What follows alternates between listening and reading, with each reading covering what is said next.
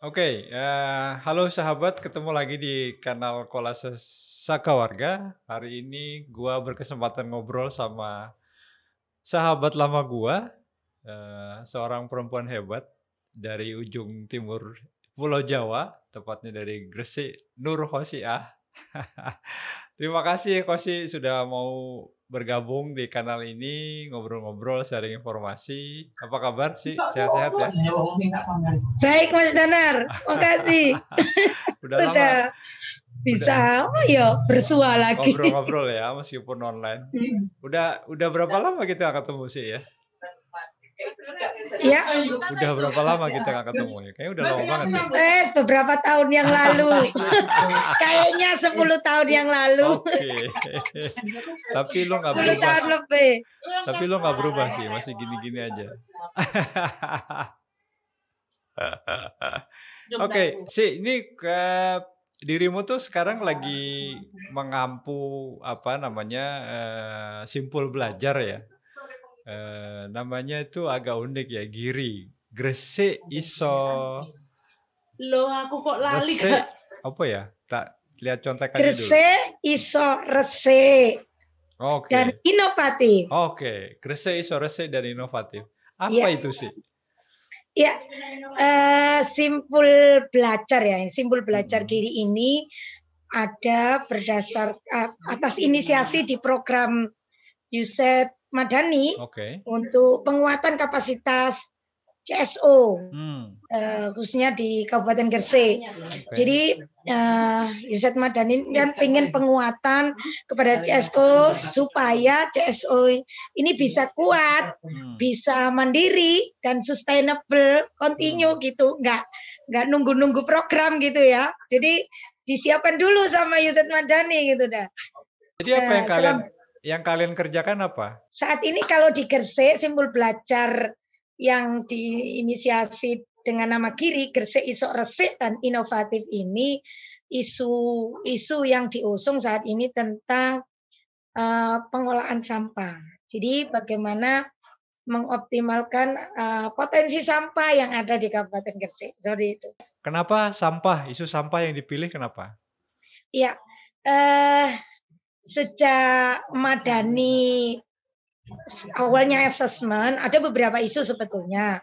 Mulai transparansi dana desa, terus isu sumber daya alam, isu toleransi, dan lainnya, pelayan publik. Tapi ternyata beberapa LSM, beberapa CSO, concernnya justru lebih pada di isu sampah. Dan ternyata dikorelasikan dengan pemerintah, isu yang diusung atau kepinginnya bahasanya. Kepinginnya itu juga terkait isu sampah. Karena persoalan sampah ini menjadi di mana-mana belum bisa terselesaikan ya. Jadi sampah menumpuk di mana-mana. Terus hanya beberapa titik saja yang mampu mengelola itu. Padahal sebetulnya kalau terkait sampah diawali mulai dari rumah, dari person-person misalnya sudah melakukan itu, maka lebih banyak dikurangi, apalagi sampah-sampah yang plastik yang sulit diurai seperti itu. Nah, ini kami mencoba melalui isu sampah itu bisa mendorongkan pemerintah agar nantinya kebijakan-kebijakan maupun programnya bisa menjawab persoalan-persoalan terkait sampah terutama di Kabupaten Gresik. Oke. Lalu apa yang teman-teman lakukan, yang kawan-kawan CSO lakukan terkait dengan pengelolaan sampah ini apa? Iya, kalau saat ini saya pribadi kalau bicara di Patiro memang spesifik isu sampah itu tidak begitu paham gitu ya. Namun kalau bicara kebijakan, jadi saat ini yang dilakukan teman-teman terutama yang concern di isu lingkungan, terutama di isu sampah, kan ada di Kabupaten Gresik itu ada namanya Asosiasi Bank Sampah, yang memang dulu itu diinisiasi oleh teman-teman Forum Gresik Kabupaten Sehat, Jadi forum ini juga di pemerintah gitu ya. Tapi Pak Tiro juga terlibat di sana dan itu menelurkan namanya Asosiasi Bank Sampah khusus untuk bank sampah. Jadi jejaring bank sampah. Di sana mereka memang bekerja aktif untuk melakukan bagaimana pengelolaan potensi sampah di komunitasnya masing-masing. Juga mendorongkan. Hanya saja sistematisnya untuk bagaimana mendorong bersama-sama agar potensi sampah ini bisa di-cover oleh pemerintah dan menjadi sebuah kebijakan yang memang operasional dan bagus gitu ya, yang partisipatif, yang juga masyarakat juga istilahnya dirangkul dan lebih banyak lagi gitu untuk mengembangkan potensi sampah. Maka justru di Simpulgiri inilah kita semua bisa belajar. Yang paham tentang isu kebijakan, misalnya Pak Tiro, ada yang paham tentang sampahnya, yang belum paham kebijakan, ini jadi satu di Simpulgiri dan belajar bersama. Nah saat ini kita belajar dan sedang proses untuk analisis ya, mengumpulkan data-data tentang potensi sampah, termasuk peta sampah di kabupaten itu, Kabupaten Gresik itu seperti apa. Kami ini masih dalam tahap perencanaan langkah-langkahnya sampai di mana. Selain, nah yang kami lakukan seringkali kita misalnya kunjungan ke beberapa bank sampah, apa kendalanya, juga mengambil best practice-nya, kira-kira yang bagus seperti apa. Kalau di Gresik itu ada beberapa bank sampah sekitar dari sekian dari sekitar 300 lebihan desa kelurahan di Kabupaten Gresik, ternyata baru ada bank sampah yang aktif sekitar 100-an lebih itu. Maka masih ada PR gitu ya, ada PR untuk bagaimana mengoptimalkan bank sampah atau yang belum ada ini kita coba untuk membangunkan supaya ada, karena ini penting sekali. Ada beberapa contoh, misalnya bank sampah Gemes yang itu miliknya koordinator asosiasi bank sampah tadi ya. Itu juga cukup bagus. Namanya lucu, Gemes. Iya, asosiasi bank sampah. Itu dengan dengan diskusi juga. Dan unik gitu. Iya. Nah, selama ini berarti ke bank sampah itu inisiatif warga ya, Kosia ya? Inisiatif warga. Awalnya itu inisiatif warga. Kalau saya mengamati sih, baru dengan sekarang isu sampah sudah membuming, sudah kewalahan, maka pemerintah juga harus dan alhamdulillah pemerintah kabupaten concern, tinggal menganalisisnya betul-betul dari komitmennya untuk menjadi sebuah kebijakan yang memang lebih komprehensif, lebih partisipatif, lebih melihat kebutuhan masyarakat, maka otomatis masyarakat ini harus ikut mengawal gitu loh, gak membiarkan saja seperti itu.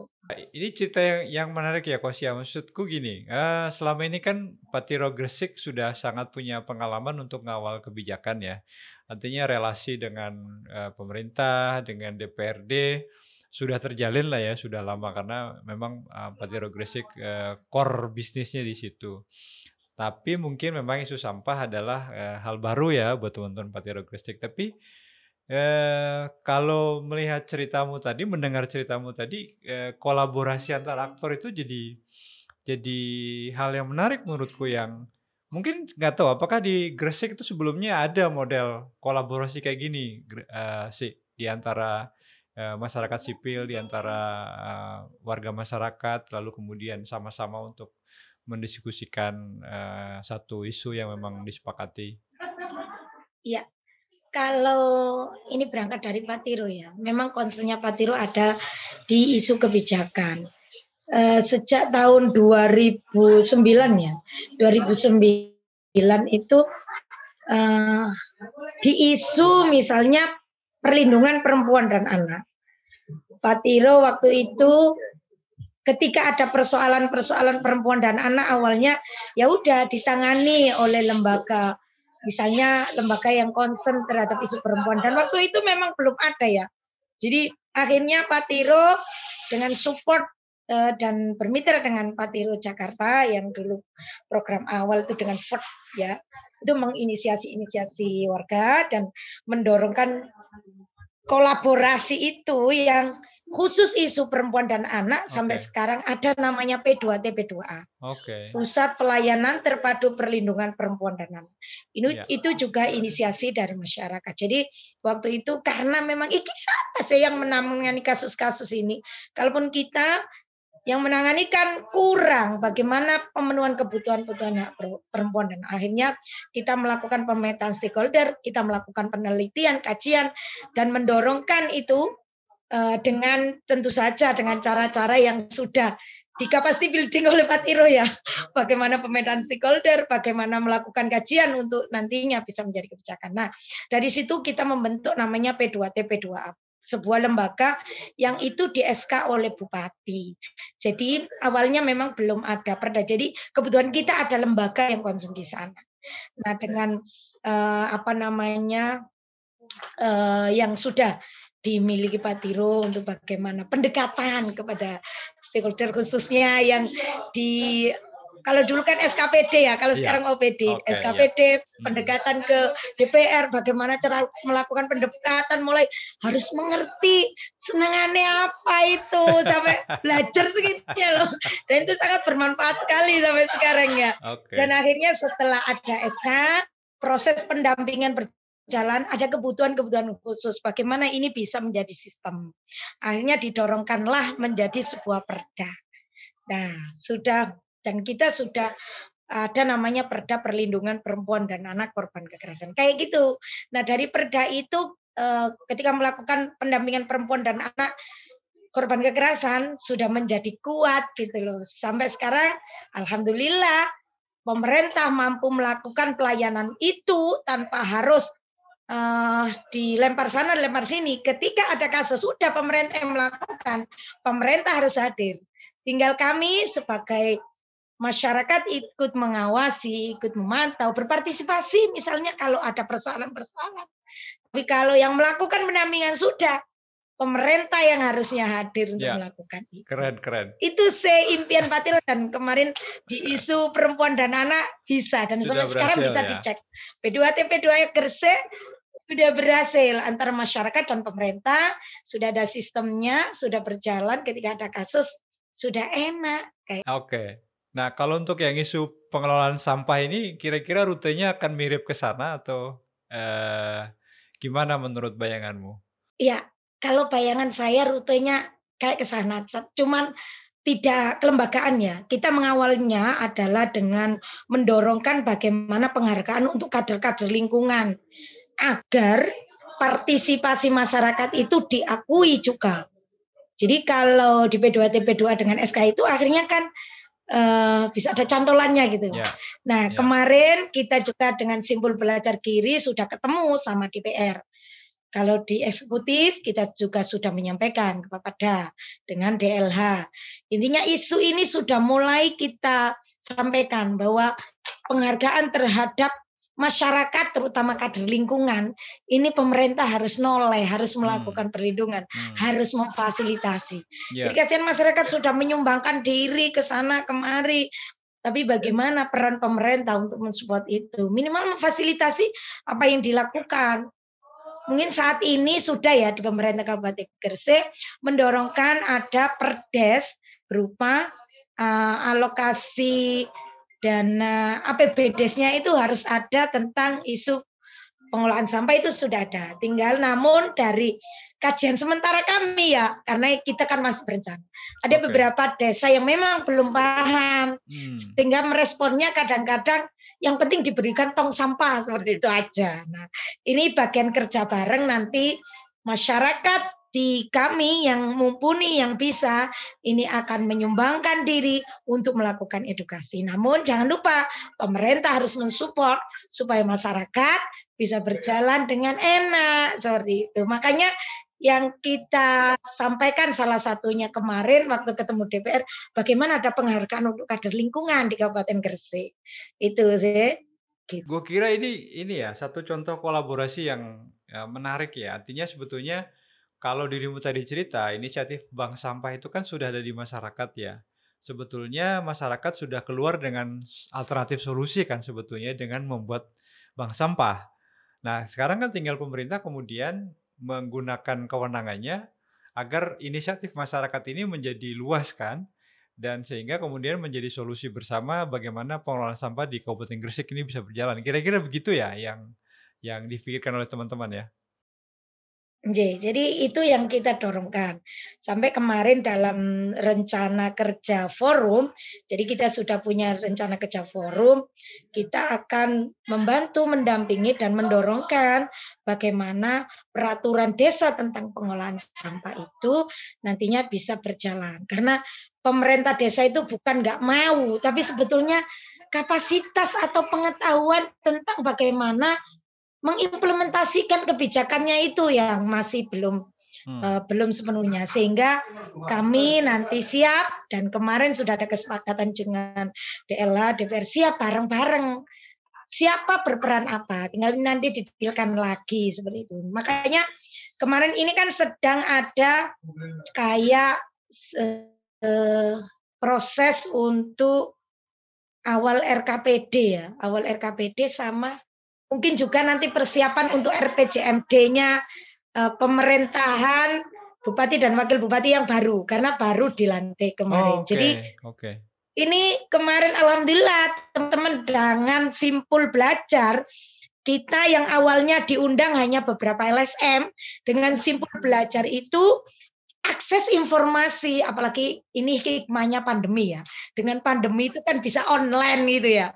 Jadi info itu akhirnya kita sampaikan ke teman-teman, misalnya awalnya dulu kelompok-kelompok difabel itu jarang diundang itu karena ya memang waktu proses kemarin misalnya ada pembahasan RKPD itu kelompok difabel itu tidak dilibatkan, tapi di Simpul Belajar yang diinisiasi oleh program dari Yusuf Madani, Simpul Belajar Kiri itu kan harus inklusi. Melibatkan kelompok perempuan, kelompok rentan, salah satunya kelompok difabel. Nah ternyata dari situ info yang kami dapat, kami diundang, kami izinlah kepada Bapeda bagaimana ini kalau diinfokan ke teman-teman Simpul Belajar, dan diizini dan diberikan seluas-luasnya untuk disebarkan. Akhirnya kami berikan. Nah, alhamdulillah mereka bisa terlibat dan menyampaikan aspirasinya. Ini menurutku hal keberhasilan tahap awal terpenting, meskipun baru 22 September kami berdiri, 22 September 2020 kami berdiri, tapi alhamdulillah sudah bisa membuka pintu akses kelompok-kelompok rentan itu untuk bisa masuk dalam proses perencanaan. Belum lagi teman-teman penyintas ya. Jadi kami juga di Simpul Belajar ada penyintas perempuan korban kekerasan juga terlibat di kami. Sekarang juga mulai proses mengawal misalnya di pemerintah kelurahannya untuk bagaimana kelompoknya ini diberikan waktu itu ada SK, sudah ada SK untuk bagaimana dia mampu mengakses program-program pemerintah. Kayak gitu. Artinya di Simpul Belajar ini meskipun core isunya adalah pengelolaan sampah, tapi dalam perjalanannya ada kelompok-kelompok lain yang kemudian juga coba didampingi, diadvokasi oleh teman-teman gitu ya? Iya, jadi Simpul Belajar itu memang karena semangatnya adalah penguatan di organisasi masyarakat ya. Jadi awal memang isunya tentang pengolahan sampah, tapi ketika masuk ada beberapa hal yang dicurhatkan, mulai misalnya, desaku ketika dapat info tentang bagaimana bisa ngecek anggaran di desa, itu kan ada toh. Kita sebarkan lah di Simpul Belajar, ternyata langsung dicek sungguhan. Loh, ternyata di desaku kok enggak. Nah, tapi karena kita ini sudah bareng antara pemerintah dan masyarakat, maka komunikasinya bisa berjalan bagus, misalnya dengan menanyakan pemerintah ini sebetulnya apa kayak gitu. Jadi menurutku ini wadah yang cukup bagus, tinggal bagaimana mensistemkan dan mengembangkan sebuah hal yang nantinya bisa dipakai oleh siapapun proses-proses. Artinya Yang penting sustainability-nya ya ke depan akan terus itu jalan ya sustainability-nya setelah itu proyek yang selesai. perlu nanti akan kita bangun. Jadi saya senang kalau dulu memang kita ada beberapa jejaring misal terkait perlindungan perempuan dan anak, kita ada di Patiro menginisiasi namanya APPA. Tapi saat ini ketika isunya sudah redup, hilang. Karena hanya satu isu terkait pendidikan. Nah kalau di Simpul Belajar ini kan cair. Misalnya kemarin ada banjir. Nah ketika ada banjir di wilayah selatan, di Gresik itu, teman-teman ada yang menginisiasi. Gimana ini? Apakah kita perlu untuk care dan peduli pada mereka? Oh iya, langsung kita galang dana di grup dalam waktu sehari itu sudah dapat sekitar 4 juta lebih itu sehari. Jadi lembaga ini ngasih ini, lembaga ini, itu belum yang barang-barang ya. Nah, karena kita sifatnya itu sudah belajar bahwa ketika kita melakukan sesuatu berbasis data, maka sebelum kita mendistribusikan atau kita membelanjakan, kita cek dulu ke komunitas kita.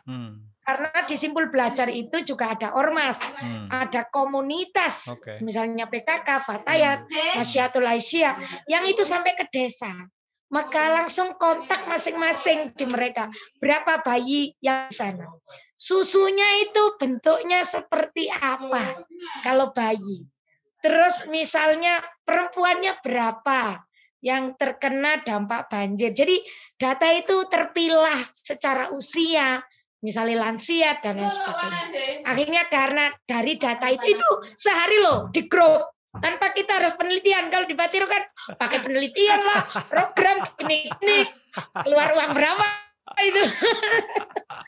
Tapi dengan jejaring Simpul Belajar ini dengan telepon, ayo. Jadi di desa ini jelas perempuannya sekian, bayinya sekian, laki-laki sekian. Itu jelas sekali. Terus gimana ini ke kepala desanya? Udah, tolong berkomunikasi ke pihak desanya. Oh iya, saya kenal ini. Jadi cepet gitu sehari. Sehari itu langsung belanja, langsung bisa eksekusi loh. Langsung bisa ketemu sama kepala desanya. Jadi sangat efektif banget ketika kita berkolaborasi dengan positive thinking, dengan kekeluargaan, prinsip-prinsip itu. Lumayan bagiku sih. Saya tidak tahu orang lain yang lihat, tapi bagiku itu aduh. Iya. Saya apresiasi ke teman-teman. Teman-teman Simpul Belajar Giri. Tapi sebetulnya kan kalau buat dirimu ini kan bukan hal baru ya sih. Maksudku gini, di awal kan Patiro masuk dari pengorganisasian komunitas juga. Lalu kemudian masuk ke isu analisis anggaran. Lalu mulai advokasi kebijakan. Lalu sempat juga teman-teman waktu itu mengorganisir community center misalnya. Ya ini kan sebetulnya kayak ngumpulin pengetahuan-pengetahuan lama aja kemudian lewat wadah jaringan yang baru. Kira-kira begitu kan ya? Iya, jadi secara kapasitas dan secara sistemnya itu sama, hanya saja ini lingkupnya ya. Kalau dulu hanya satu isu, misalnya komunitas untuk pengaduan. Kalau Patiro itu kan di pengaduan sampai sekarang tuh makanya orang-orang kalau mengadu misalnya tentang akte itu ya tetap ke Patiro. Jadi sampai saya nggak bisa ngurus akte Mbak, ini gimana anak-anak mau sekolah belum ada aktenya itu. Masih tetap karena yang terkena ada pengaduan. Nah, bagaimana pengaduan ini kan dikelola untuk menjadi kebijakan. Itu kan hanya miliknya Patiro. Maksudnya kapasitas itu hanya di miliknya Patiro. Tapi di Simpul Belajar ini justru kapasitas itu bisa dipelajari oleh semua teman-teman. Oleh semua teman-teman yang isunya berbeda-beda. Sehingga ini kan lebih luar biasa bagi saya. Dan saya merasa lebih enteng gitu loh. Kami merasa lebih enteng. Kalau Patiro sendiri, aduh, itu agak berat kan semua ditangani ini. Tapi sekarang agak enteng karena semua yang punya tenaga bisa nyumbang tenaga, yang punya pengetahuan ini bisa nyumbang pengetahuan ini. Yang pemerintah yang concern di kebijakan, di kewenangannya ketika kita mintai sudah oke. Tinggal bagaimana mendorongkan dan merapikan di sebuah kebijakan untuk cantolan implementasi programnya nanti. Kan itu yang bagi saya luar biasa ya. Saya merasa agak enteng. Dan pasti lebih semangat ya karena energi dari semua orang yang berkumpul tuh sama, pengen berbuat sesuatu lebih dan saling sharing informasi, pengetahuan itu biasanya kan nyumbang energi positif ya nggak? Supaya kita jadi lebih semangat gitu kan? Iya, makanya itu dari saya seneng itu energi positif, kekeluargaan, jadi keterbukaan gitu loh. Terbuka. Saya merasa bahwa prinsip-prinsip yang sudah kita bangun itu sudah mulai diimplementasikan. Misalnya kocol-kocol kan itu menjadi biasa marah gitu misalnya.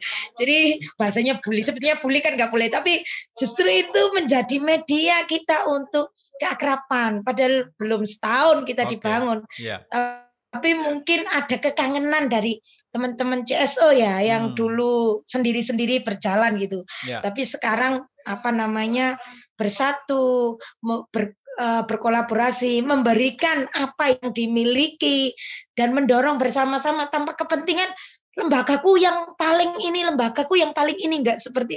Tak lihatnya enggak seperti itu. Semangatnya adalah bagaimana bermitra dengan pemerintah untuk bareng-bareng menuju Gresik yang lebih baik dan pemerintahan yang bagus gitu.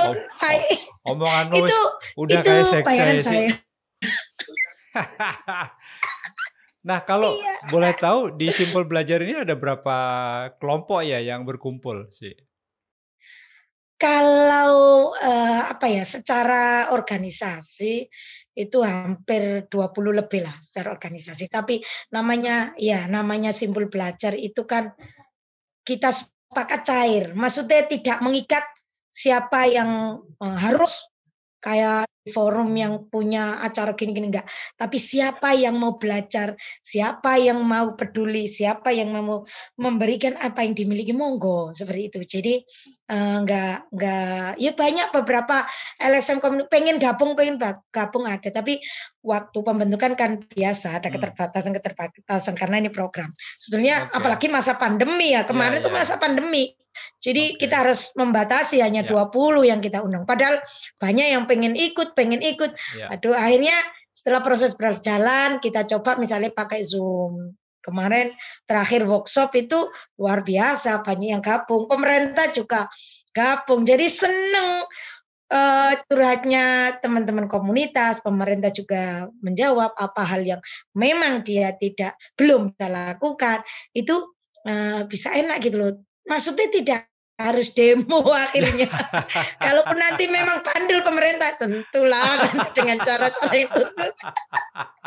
Oke. Tapi kayaknya pemerintahnya nggak bandel kok. Ya, artinya kan semua kita juga berproses toh. Teman-teman JSO berproses, pemerintah DPRD juga berproses ya. Mereka juga kemudian kan saya yakin menyadari bahwa pemerintah itu punya keterbatasan sumber daya kan, baik tenaga maupun uang ya kan. Nah, jadi memang sekarang itu menurutku memang sebuah keniscayaan ketika ada potensi solusi dari masyarakat, lalu kemudian itu difasilitasi oleh pemerintah, jadi kolaborasi bersama dan ya sebetulnya jadi meringankan tugas pemerintah kan ujungnya. Iya, memang. Makanya mereka waktu kita ada pelatihan forum itu ya sama yang difasilitasi oleh Ustadz Madani. Mereka menyampaikan apa kekuatan kami dengan anggaran yang ada di kami. Kami sangat berterima kasih ketika teman-teman ini mau dan peduli terhadap isu ini, isu terkait potensi sampah kayak gitu. Tinggal memang butuh jalur yang bisa jalan bareng. Ini yang lagi ditata ini. Jadi supaya nggak sporadis dan supaya nggak semburat bahasa Jawa gitu ya. Nah ini nanti akan ditata gitu bagaimana peran masyarakat, bagaimana cara melaku bareng, berjalan bareng tuh seperti apa gitu. Nanti jadinya biar lebih bagus. Karena kejadian kemarin pemerintah banter, iya ini terkait isu tentang pengolahan sampah. Kemarin bikin sebuah misalnya perda tentang pencacah plastik atau terkait alat itu. Tapi ternyata perspektif masyarakat belum tentu beli alat itu tapi nanti tidak bisa menggunakannya gimana. Nah, itu kan kebanteran perdanya. Ternyata masyarakat tidak banyak yang dilibatkan. Ini kemarin juga, nah ini bagian dari celah. Makanya kalau buat kebijakan, ayo bareng supaya akhirnya pemerintahan nanti teknisnya akan ditindaklanjuti lagi dan akan bersama-sama masyarakat. Jadi hal-hal itu kita bisa mengkomunikasikan asalkan pemerintah juga terbuka kepada kami. Saya yakin hasilnya akan lebih baik. Asik. Aku seneng ya. Awakmu tambah bijak ya sih. Iku latihan teko Patiro kowe. Siap. Nah, tapi gini, yang menarik itu teman-teman di jaringan ini pakai nama Simpul Belajar ya. Kalau LSM tuh kan senengnya nama koalisi gitu. Nama Simpul Belajar itu dari mana sih? Iya, jadi bahasanya di apa namanya di Yuset Madan itu kan learning forum, bahasa oponya itu. Jadi itu kalau bahasa Indonesianya Simpul Belajar. Jadi ternyata di telinga kita kok rasanya enak ya dengan simpul belajar, bahasa belajar. Kalau forum, koalisi, gini-gini, itu kayaknya kita sudah sering dan apa ya hasilnya semburat itu tadi buyar. Bahasa apa ya? Jadi akhirnya dengan simpul belajar tuh lebih enak gitu loh, lebih jadi simpul gone tempate sinau. Jadi tidak kelihatan berkepentingan apapun, kepentingannya ya belajar bersama itu gitu. Artinya itu saya. Ada kesan egaliter ya, sama gitu ya. Ini sama-sama belajar, dan ini hanya simpul, cair. Semua orang, semua lembaga punya kesempatan yang sama, punya hak dan kewajiban yang sama gitu ya, sehingga sharing pengetahuan, sharing keahlian mungkin juga malah mungkin bisa terfasilitasi oleh relasi antar anggota simpul itu lebih maksimal, kira-kira gitu kali ya.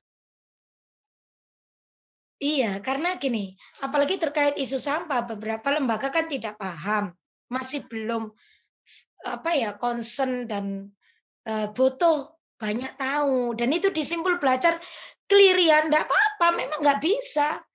Jadi di jaringan yang misalnya kita kan inklusi tadi ya, ada jaringan forum masyarakat Gresik pecinta keberagaman. Ini dari lintas iman. Jadi tumplek-plek di sana gitu ya. Dari lintas iman, kita sangat menghargai. Misalnya di forum itu ketika belum paham tentang isu pengolahan sampah, bukan berarti kita tinggal. Kita mencoba menghargainya misalnya dalam berdoa. Kita berikan kesempatan untuk memimpin doa. Jadi membangun kepercayaan itu kan dari semua lini. Kadang-kadang kan kok akeh Islame sih, misalnya banyak Islame minder gitu ya. Tapi kita coba dengan melakukan cara-cara itu. Akhirnya ini bisa membaur, enjoy dengan enak, meskipun di forum makam juga sudah terbiasa. Tapi ketika masuk dalam sebuah simpul belajar itu kan tergabung lagi dengan beberapa LSM yang belum ada misalnya di forum makam. Nah, itu bagian dari strategi fasilitasi Pak Tiro untuk bagaimana simpul belajar ini yang menjadi yang inklusi, enggak tertutup gitu. Jadi banyak cara yang dilakukan yang sudah pinter terkait isu tentang pengolahan sampah ya dia bercerita dengan enteng, dan yang nggak ngerti ya bertanya jujur, aku loh memang nggak bisa seperti itu, tanpa malu.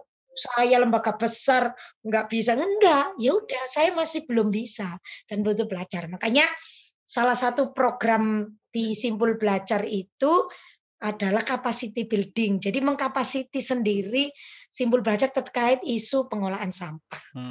Itu. Jadi saya ada beberapa teman-teman yang misalnya di isu pengolahan sampah, piye sih Mbak? Piye ini untuk kebijakannya itu seperti apa? Cara membacanya seperti apa? Itu ke perda atau perbuk? Itu apa istilah-istilah gitu, perdas apa bedanya gini-gini, itu ya kita berdiskusi meskipun tidak forum resmi ya. Misalnya Japri kemarin perbuknya itu apa sih Mbak tentang pengolahan sampah misalnya. Jadi hal-hal kecil Tapi ketika itu dilakukan dan mau untuk belajar, akan teringat dan bisa terinternalisasi menjadi apa yang dilakukan itu tidak hanya sporadis atau terpisah-pisah, tapi bisa menjadi sistem nantinya. Karena pemahaman yang bisa kebijakan, sharing ke yang belum mengetahui, yang sudah bisa tentang isu lingkungan, juga mau sharing ke teman-teman yang belum memahami. Jadi seperti itu sih. Kita Oke. juga ada, saya juga nggak ngerti kenapa semangat sekali ya. Ada juga kelompok buruh juga Oke. yang Menarik. apa namanya konselnya di apa namanya di isu dia di advokasi gitu ya, di advokasi kebijakan. Jadi kami ada anggota namanya Lem SPSI, dia juga concern di advokasi tentang kasus-kasus buruh. Nah ini ketika kita ngobroli tentang kebijakan, dia lebih mudah nyantolnya. Oke, ayo kita melakukan analisis kebijakannya. Jadi akhirnya Pak Tilo juga nggak sendiri gitu loh, enteng gitu. Banyak yang mau untuk belajar bersama dan kita juga saling mengeluarkan potensi. Oke.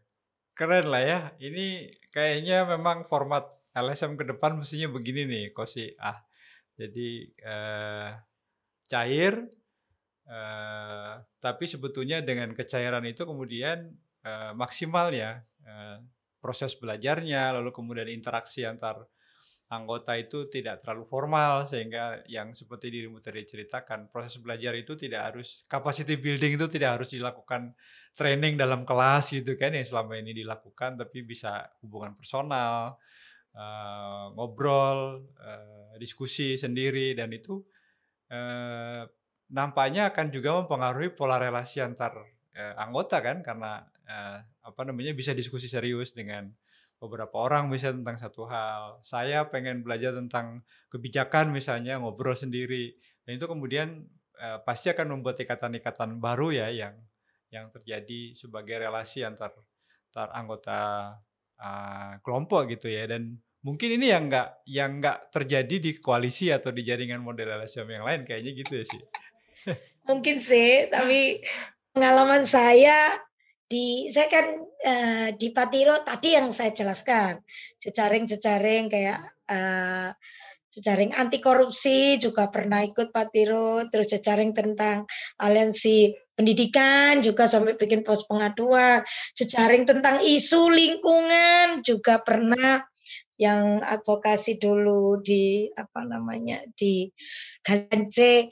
Jadi ada beberapa banyak, tapi kan memang nggak terkumpul isunya itu sendiri-sendiri. Tapi di Simpul Belajar isunya adalah penguatan kapasitas kita, penguatan kapasitas masyarakat. Sebetulnya fokusnya kan di sana. Sampah, pengolahan sampah, potensi sampah itu hanya pintu masuk isu yang menjadi bareng-bareng bagaimana masyarakat itu bisa kuat, bisa mandiri, bisa bersinergi, bisa continue seperti itu ya. Jadi dari sini tadi muncul beberapa isu meskipun tidak hanya terkait sampah saja. Jadi saya lebih merasa plong, lebih enteng. Bolak-balik saya sampaikan lebih enteng ya. gitu. Jadi tidak merasa mereka juga saya seneng tuh tidak kok iri-irian. Biasanya kan ada sih yang bahasanya mengunggul-unggulkan lembaganya sendiri itu kan ada. Tapi di sini saya belum menemukan, semoga tidak terjadi. Saya tidak tahu arahnya ini nanti. Saya kami pengen tetap cair ya, karena forum-forum yang nanti misalnya pakai misalnya SK dari pemerintah itu kan sudah ada. Tinggal nguati. Cuman kita butuh forum yang belajar cair seperti ini, yang punya visi untuk penguatan kapasitas kita sendiri, supaya kita mampu bersinergi dengan pemerintah dan dunia usaha. Sorry. Oke, Coach Ian, terima kasih banyak ya informasinya. Saya juga belajar hal-hal baru nih dari obrolan kita. Nanti kita ngobrol lagi kalau forum Simpul Belajar ini sudah menghasilkan sesuatu yang bisa kita pamerkan gitu sebagai hasil konkret dari belajar bareng teman-teman ya. sukses terus buat Kosiah tentu saja dan juga teman-teman di Simpul Belajar Giri. Mudah-mudahan kita bisa mendengarkan cerita-cerita yang menginspirasi beberapa saat ke depan. Nanti kita kontak lagi. Sekali lagi terima kasih Kosiah. Salam sehat. Sama-sama loh Mas Danar. Suka. Sehat selalu. Jaga terus kesehatan ya. Seneng ngobrol-ngobrol gini. Siap. Nanti kita lanjutkan lagi.